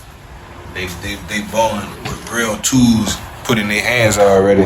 Yeah, it does damage, but it does good. Think about it. We couldn't be communicating with each other like we do. We had to talk to a nigga on the phone. Couldn't even see who you was talking to back in the day, dog. You don't know who around them. Man, they used to tell us back in the day. One day when you get older, you're gonna see people on the phone when you talk to them. We was like, yeah, right. Bullshit. Science fiction shit, bitch. The people always like, and that's the thing that I do love about science is that, see, they try to separate. That's why I feel that's where religion came in at, right? Yeah, keep us apart. To separate Science. science, like God ain't science, like spirituality and grass and science. Right. And that sounds crazy, but like when you really think about it, like that's a living, breathing thing. It's a living, breathing It is. thing. No, they got us fearful of the sun. Right. They actually have you fearful of the sun. That's your vitamin. That's your source of everything. That was God before they had religion, my nigga. What you think the people worship before they had religion? Huh? They worship the sun. Nothing couldn't grow without the sun. And they knew this. A web or something? Yeah. One of them fucking spiders, man. I ain't tripping, I got it. Yeah, but that's all by design. It's all mind control, dog. The basis of a life was not meant for us to work. You wasn't supposed to be going to no fucking job 7 days a week worrying about paying your bills. Who? I ain't want to say rappers. Who do you want to work with in music? Oh. Definitely have to do something with Snoop. I know that already. But I'm going to do something with Currency down the road. It's all mental. People don't think you of that level yet, so I don't push no envelopes. I show people what I'm about. So if I gotta do more work for you to realize that you need to work with me too, then I'm gonna work my fucking ass up to get it to that level. The catch that is, once I do one of the bigger ones and we pop that bitch out, then all I'm gonna be trying to, I don't need you here, Unc, I need you there, but I'm very spiritual. I'm like this. You could have got with me when I needed you, but you didn't. Right. I don't need you now. So I'll holler at you when I got time. Because I still got missions. Then they gonna say, okay, change up on And you know what I'm gonna say, huh? Who the fuck is they? I don't give a fuck. Nigga, fuck. Y'all had all this opportunity in the world to fuck them all in. You see me out here struggling, man. Every day y'all see me grinding. Y'all see me. Ain't none of them motherfuckers reach out and say, well, Uncle, I got a hand here. Let me help you get this something right quick. One interview. That's all. Any one of the motherfuckers that got that name power, interview. Put me in them. Even if your name not big, I don't have a big platform or nothing like that, dog. But like I see where you at with it. But all interviews, let me tell you something. Don't ever get too big that you think any interview ain't important. Right. As long as you putting your message out that somebody's gonna hear, all those important is just as the other one. The good part, like I said, is you got the first long interview. Seriously. Literally. I ain't know that. The first, we sat here a good while. Ain't nobody got. I think your boy got something good. But it's good footage. I'm gonna pass away. It's not a myth or time. Someday I will. We all gotta go. Right. But the good part is you have me alive. Right. That's why interviews are all so important. When you gone, nigga could always say, man, let me see that interview with you and You're always living. That's what your existence is. Your spirit's still carrying on. Your message still traveling. Knowing what you know about yourself, about your own physical condition. How you finding yourself to be so selfish with your time? How you mean? You selfless with your time. I would like say, let's put that together. All right, man. let me know. Then you hit me up. Like, yeah, man, let's do that. I'm like, man, I think that's a good idea. We should do. Yeah, come on, man. What Like everything was. You mean so? Wasn't no hesitation. Wasn't no. Not selfish. You know what I mean? Selfless. I said. Oh, selfish. Oh, Yeah, selfish. So not selfish. Selfless. Like how you so generous, so giving, so free with your time. It's life, man. I mean, it's like I've been blessed by the Snoop to bless me, to take out of his busy ass fucking day and his busy ass life and show me love. He told a nigga in the truck one day, the nigga told Snoop, he said, Snoop, is that your uncle for real? I said, because I hear you always call him uncle. Snoop told that nigga, he said, man, that nigga everybody uncle. So I got a platform to live to. I'm respected like this by this man here.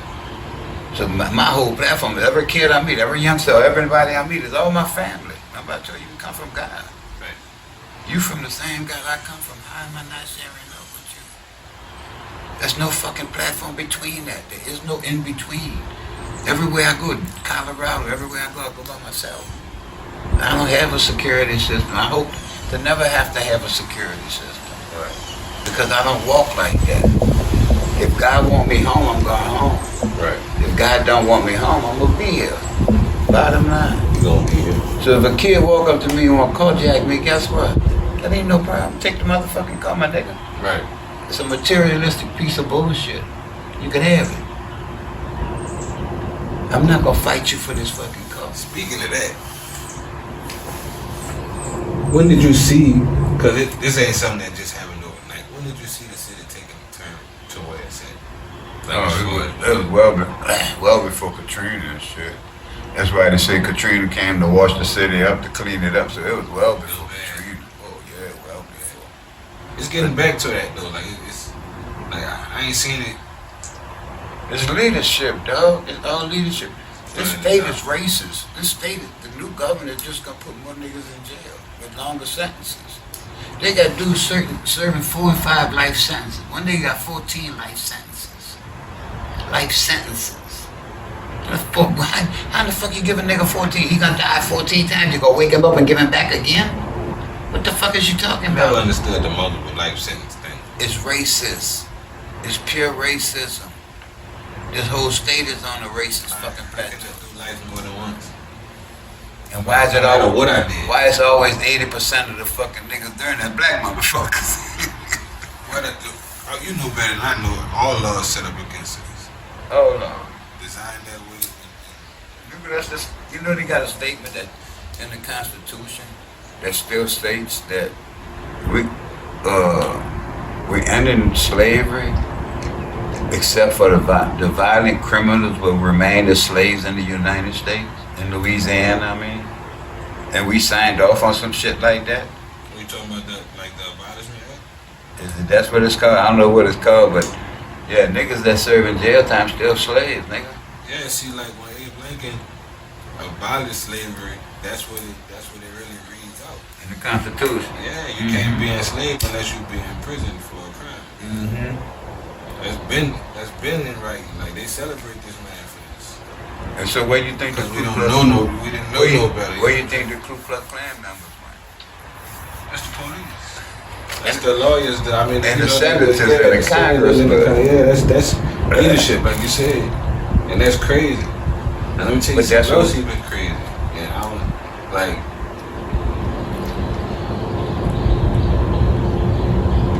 The Nation of Islam and the Ku Klux Klan was all backed by the same person. Financed by this, you know what I'm saying? The Klan and the KKK. KKK and the NOI. Farrakhan and them. Not Farrakhan and them, but the people that came before them, like Elijah Muhammad and the Farad. Oh, okay. And all of them. Like they had a treaty, like basically peace between them two. You feel what I'm saying? I have to go back and read it fresh, you know what I'm saying, and tell you everything word for word. But like, If they can hear us, you think they can hear us? on their live, that's an iPhone. Yeah. That's why they still on there. Pick your phone up, in the heck with your people, man. We kicking it. I don't know I how fuck long. them people, man. I ain't worried about them. He said, fucking fuck men, them people. I don't know how long we've been running. Well, we definitely still rolling. We're an hour and a half in. You know, I know you're an old dude, bro. You need to stretch your legs or something. Man, I'm good, dog. You heard me? I need to roll me up something else, man. Bliss, you say you wanted to shout your people. Oh, What's yeah. up, man? What's happening with them? Yeah, if y'all need any edibles and shit, y'all gotta get with your uncle, man. Y'all know I keep that bliss shit, bro. What is it? It's edibles, wax pens,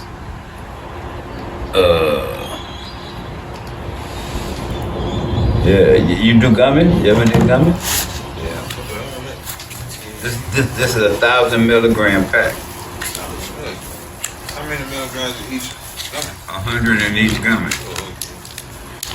We might as well do one just to see, you know what I'm saying? Can't advertise something if you don't do the something, you hear me? You want one or two? You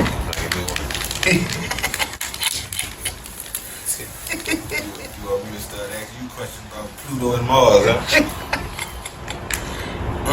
Shout out to Bliss. Very blissful. Bliss, that's a company out of California?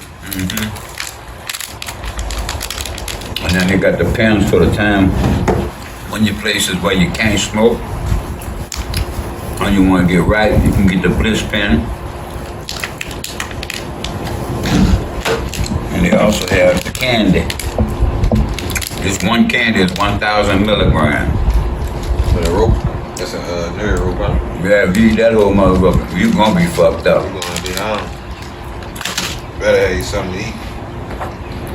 What's been the biggest highlight of being not Uncle Emo, but I don't know your government, we ain't about to throw it out there. Just being emo, like what's been the biggest? Wait, I'm gonna hit you with something. Just to speak in their turn, what's been the biggest flex of your life? You know what I'm saying? If you could say so. Health is always most important. So when I get them periods when I'm healthy, man, that's the happiest times. When I can do most, you know, because your body is your mental part is most when you can relax without all that pain. So I'm saying when the times when my body ain't hurting, that's when I really love life. That's your best moments. Yeah, and you go through ups and downs. Like I said, I'm so old and fucking ignorant. I had a fight spell in 2016 where I bust my head on the fucking ground so fucking hard. You a bike like a bicycle or a motorbike? 10 speed, right. riding fast through City Park, man. Bust my head when I hit the ground before I could even figure. When I rolled over, my daughter and them was on top of me with the fucking cameras and shit. Taking pictures of you? Yeah, that fucking titty, nigga. I had a titty on my fucking head about that fucking big, nigga. They were laughing their fucking ass. We told you slow down, you old motherfucker. It was dark. You know what I'm saying? So your kids kind of got the same type of personality? Oh yeah, my daughter is my fucking. Yeah, they say that's your. You know, What they walked out with the camera, with the phone? Yeah. All right. Yeah. That thing there, but she ruled my fucking world. But I was blessed, man. Let me tell you what I was about to tell you about the whole Go ahead, my blessed report. This was crazy. Katrina wiped us out. I moved my mom to California. My daughter lived in Dallas. I was in Houston, and I showed you that picture of God in the sky. So I couldn't get back to New Orleans. So finally, because they didn't do nothing with my house, you know what I'm saying? They didn't do nothing with the road home and all that shit. They fucked over with the insurance. Yeah. So I couldn't afford to get home. So the people with Barnes & Noble bookstore, shout out to our Ruggiero family, they blessed me with a house. They gave 100 people a house in New Orleans. I was one of the ones to get a house. Yeah. On St. Bernard Avenue. Oh, in New Orleans? In New Orleans, right on St. Bernard Avenue. All right. And as a matter of fact, St. Bernard right off of Harrison. Right by City Park. Nice house. Where are you? Yeah, it was CEO for Barnes & Noble bookstore. All right. Him and Tony Bennett, they had a foundation and they blessed 100 homes in New Orleans. After they did that 100, they ended up doing like another 200-300 more. They really blessed New Orleans a lot and never got the credit for you it. don't hear about that. I never heard about that. Yeah, that's what I said. They never got the credit for it. But anyway, the house they gave us was filled with furniture, sponsored by Rooms to Go. So in St. Bernard, I got a brand new house, 2-bedroom, fully furnished, move-in ready. And I moved in from Texas. All right? And I had a foot, a 25-foot pontoon boat, a party boat, right? So when I moved back here, all I was doing was fishing. They had the oil spill. Fucked the fishing up in Louisiana. I remember oil spill. I sold my boat and I moved to California. Some money out here for the oil spill. Yeah, and I moved to California. And they did though, bro. Shout out to everybody that came up during the oil spill. That nigga know how to make that money doing that oil spill, dog. We cut up for that oil spill, dog. I went to jail during that time. That was nothing but God doing that. And look, that was we laughing, but that was the beginning of the change in me. And I wasn't, at the time I didn't know it, I didn't see it, but that was the beginning of, you know, like we like you say, we gangsters, right? Right, we gonna survive. So we'll go know what I mean by that part is we hard-headed, like we'll go through some shit. Until God had to really Oh yeah, you fucking right, baby. chastise me, you feel what I'm saying? Like, yeah, man, here, take this girl whacking over the top of your dumb ass head and go sit down somewhere and think about, you know what I'm saying, what I'm trying to show you. And in that time, and it was a short period of time, I ain't did no big old time. In that time of what I was going through with my baby mamas, with losing partners, losing family members, my daddy died while I was locked up.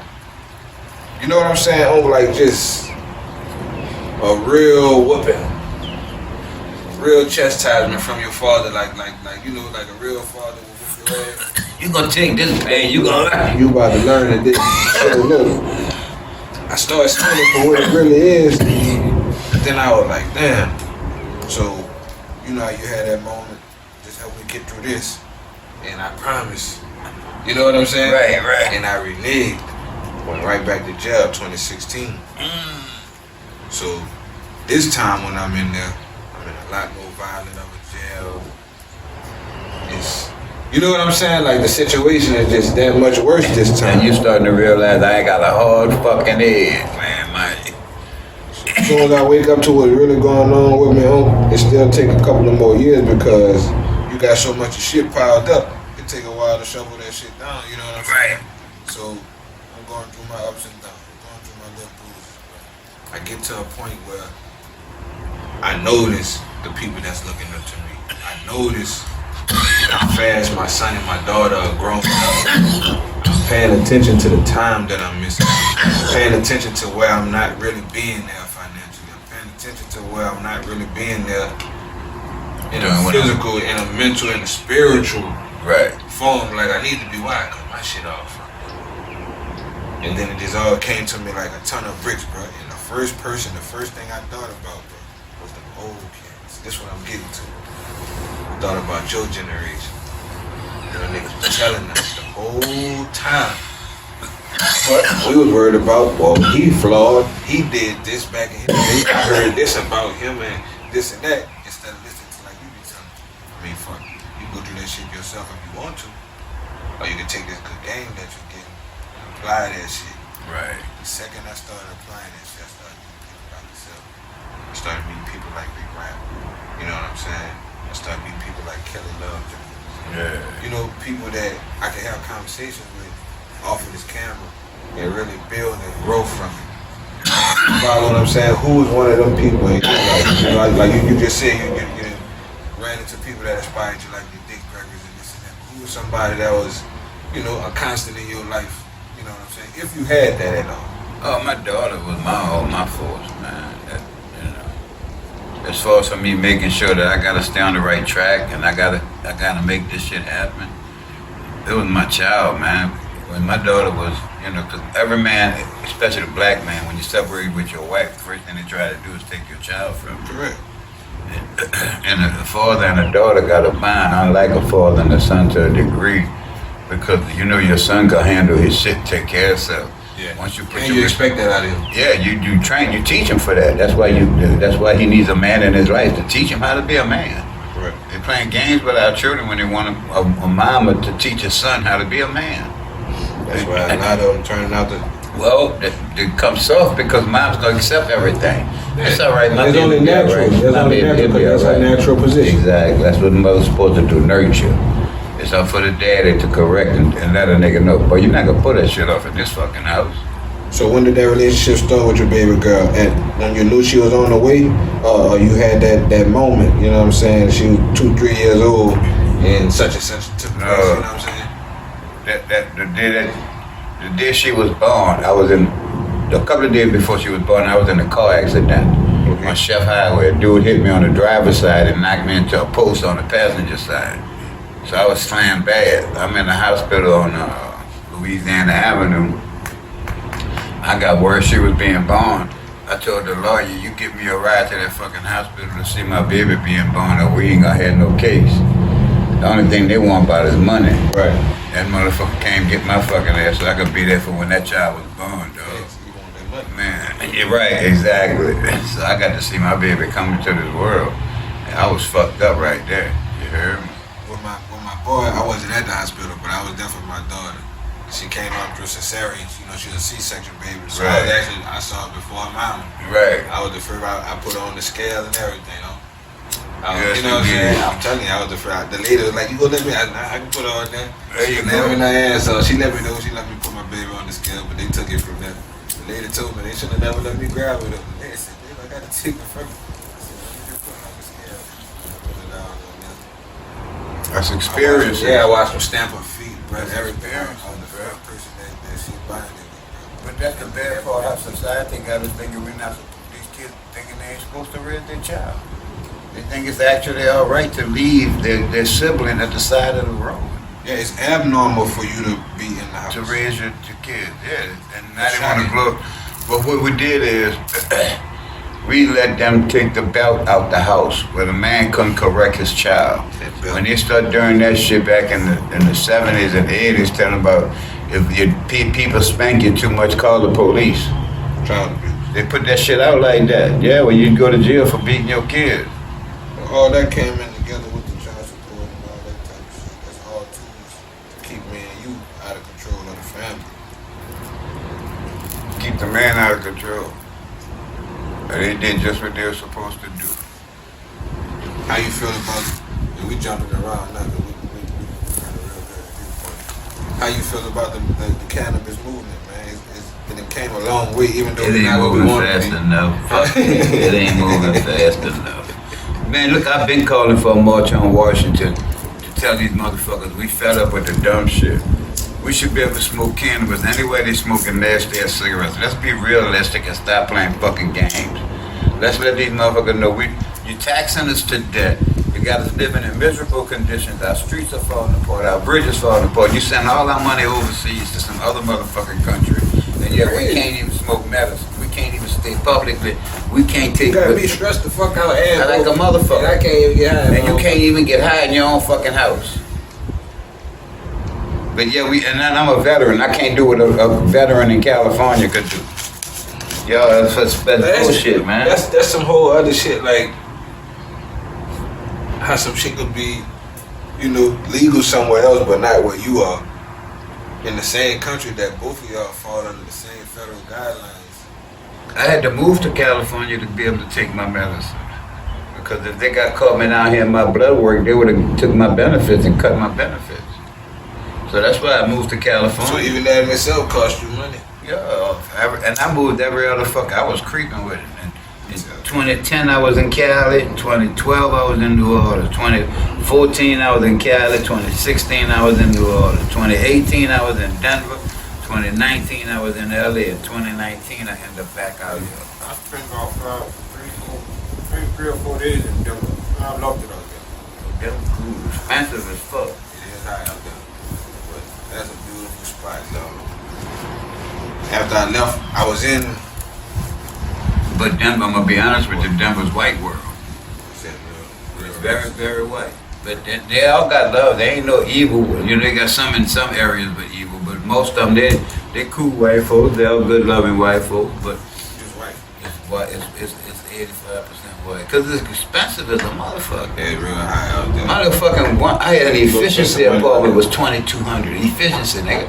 Just a bathroom and a big living room space. Like a college dorm. Yeah, $2,200. Yeah. See, But that's it was what beautiful. That's what one of the U.S. men said. That thing with that gold dome on it. Yeah. That's a mint. That's a U.S. mint out there. Oh yeah, I know what you're talking about. Yeah. You print money in there. But that motherfucker, apartment I was in was nice as a motherfucker, dog. It had everything you want to do in that bitch. Man, my little partner, he had a nice little setup out there. He had a studio and everything in his condo, dog. I had a good time out there, bro. It just 3 days was too fast. it was too quick. I was about to say it just wasn't enough time to do everything I wanted to do. And then it'll be like 90 degrees in the daytime and like 40 at nighttime. 40. The guys they go from Crazy. 90 degrees down to 3. Fuck. That bitch will freeze on you. That shit, that was crazy. This bitch could drop that I fast. come inside from getting some pizza and shit like that. When I come outside the hotel to go smoke, it's just been like a 2-3 hour thing. When I walk outside with them shorts and shit on, and damn that froze in my tracks, man. No, I that dropped bitch- all my smoke on the ground. That's a nightmarish place, dog. It'll hail in Crazy shit. It'll hail in August.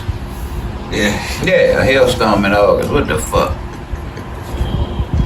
But the view is beautiful too, though. Before we get out of here, bro, and I ain't in no rush.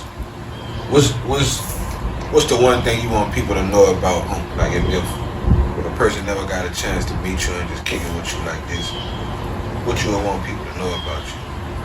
That it's all about love. It's all about love, bro. When I give a joint to a motherfucker I see in the street, if I leave my partner, when I let my partner and I let him out the car, no matter what we're doing, if I got enough weed, I'm giving him a joint to take with him. We got to get to the point that we really believe this is from God. When I pass a joint to somebody, I'm sharing love. That's all I'm doing. It's a straight love possession. I'm not, and you know, like we got so many program things that we do with the release of the balloons and shit on funerals and shit. Right.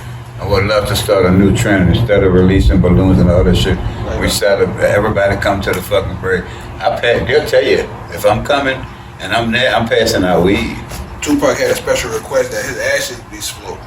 Yeah, I'm flying fucking Some right. friends supposedly did that on the beach. You know what I'm saying? I wouldn't be surprised. I wouldn't be surprised, nigga. They probably That's what they we're saying. probably could have sold that nigga ashes.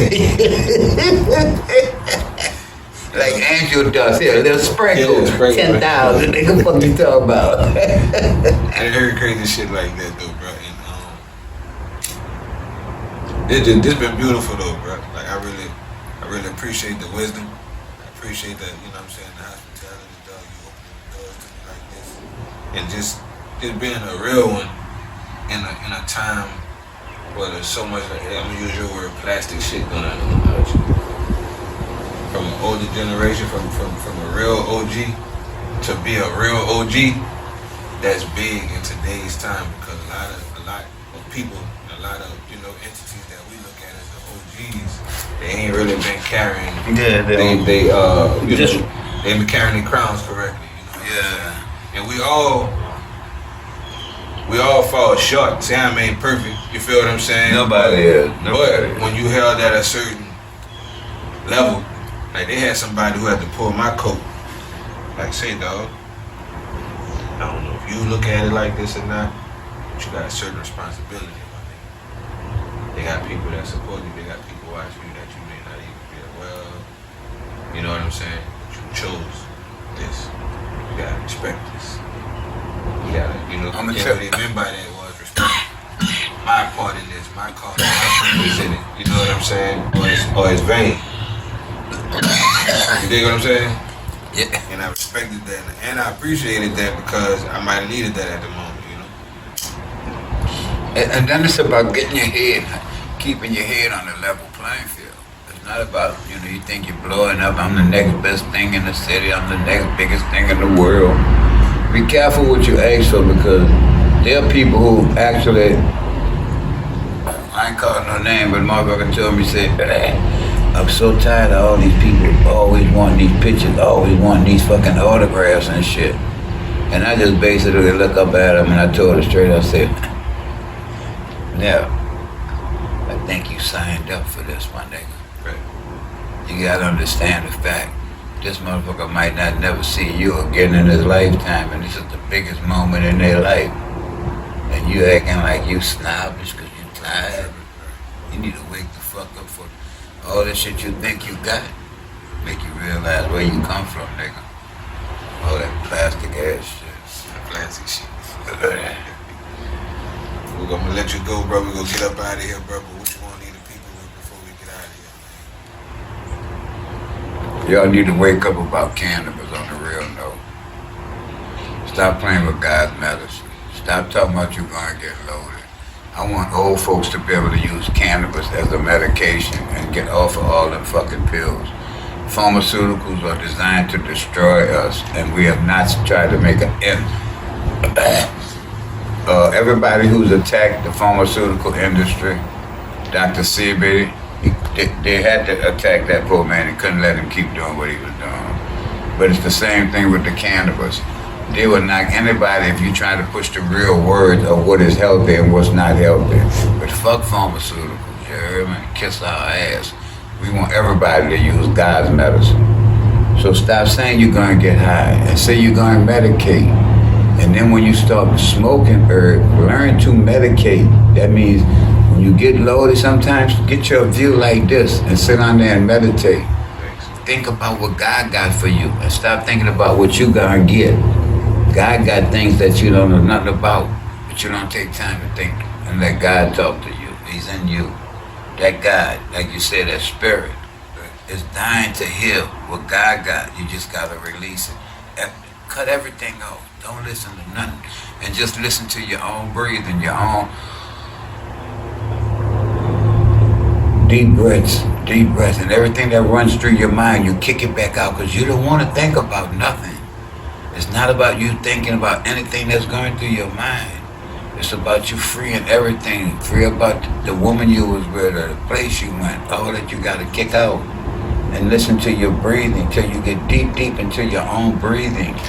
And then that valve's open up and you can spiritually connect to your Father. We all got a spiritual power that we don't tap into.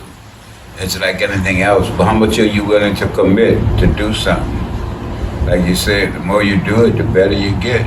You start off with slight meditations, maybe just 5 minutes, just trying out every now and then, but at least you're still relaxing your spirit. And that's what life is about, being calm, realizing that nothing in life affects you. Nothing they say matters. Nothing. So why am I addressing all these issues? It ain't my business. You know, we always tell people, mind your business. That's what we all need to do. Mind our motherfucking business. It ain't your business. And the more business you put in here, that's the less time you got to work on your own business.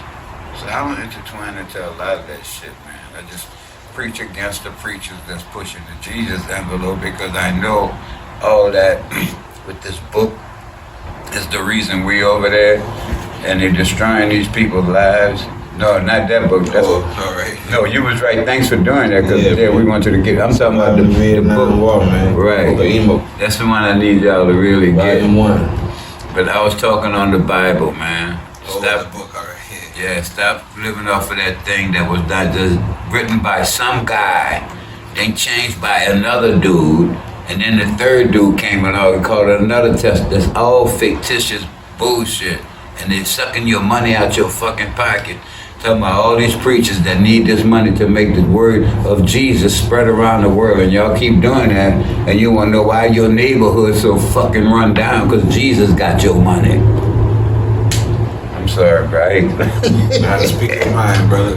Because Jesus got y'all money. Jesus got all y'all money. Keep giving it to them preachers. They take all that money and go move it to their fucking estate where they live at. None of it where you live at. Nah, man, like Om said, bro. Let's all make sure we apply ourselves, dog. Make sure you're applying love out here, bro. Medicate, meditate, elevate. And make sure you get you some Snoop scissors, babies. Definitely fuck with the Snoop cereal. You heard me? Cinnamon toasties. He got the Snoop with the Snoop loops. Now you gotta be ready for your second gummy, huh? Yeah, man, come on, fuck it. Oh, there you go, you go, boy. We're gonna keep the line on, but I'm gonna kill my cap. Yeah. You gotta keep the line rolling. Yeah, we're gonna keep on with my people. Wilson Mills signing out, man. It's been a conversation with Mills, the legendary Uncle Emo. We about to kick it for a little while. Yeah, we still gonna make it, kid. We love y'all. Shout out to Bliss. Back in the day when niggas be on the 50, I'm telling you, I come out there and I walk straight to you. Like, I just see it in your face. You just with a whole different character from a lot of niggas, bro.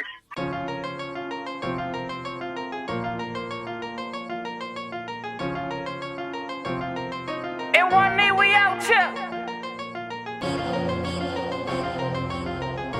Millionville, perfect the life vision. I got a million views. Different views, I'm perfecting life vision. All 10 toes got me traveling off the pivot. Taking shots in the full to the roof of the building. Abiding by the rule, the temp high, I'm a metal skillet. I'ma make it, veins too real, don't do no faking. Born too many skills to not be building. Skyscrapers from the hood, too many kills can get you years, the strikes major. Mind gravitating the mills, I'm bag chasing. Barbecue family meals, that's congregating. Barbershop black on business, the way to make it. Practice more love than violence, the rule of nation. Big bang, put your kids on wealth engraving. Sky the limit, we taking spaceships. Every day Thanksgiving, Christmas, life amazing. Lonely nights, cold December, but God save me. Graduate street freezer, keep it silent as the pavement. Life! Million views, got a million views. Yeah, I learned perfect life vision. I got a million views, I got a million views. Perfect that life vision. A million views, got a million views. Perfect that life vision. Got a million views, got a million views. Perfect that life vision. Yeah, in one knee we out here. Tune in,